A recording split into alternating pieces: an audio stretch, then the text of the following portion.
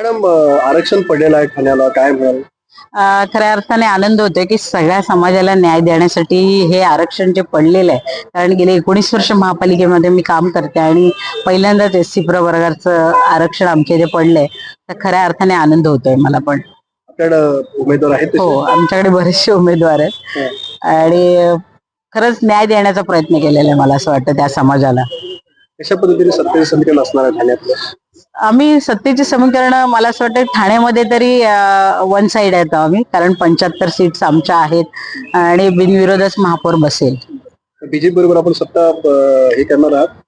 ते तर आता युतीमध्ये आहोत तर मग ते समीकरण जुळवायलाच लागतील, कारण महायुती आहे आमची आणि त्याच्यामध्ये युतीमध्ये सत्तेची समीकरण नेहमीच बदलत असतात आणि त्यांनाही त्याच्यामध्ये सहभाग त्यांचा केला जाईल त्याच्यामध्ये. इतर काही छोटे पक्ष तुमच्यावर राहील असं कळतंय?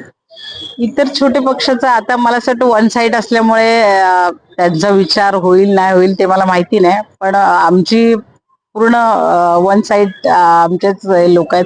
बीजेपीचे पण तेवढे कॅन्डिडेट आमच्याकडे आहेत, तर मला असं वाटतं बाकीच्या लोकांना घेऊन न घेऊन काय हे नाही होणार, आम्हाला काय फरक नाही पडणार.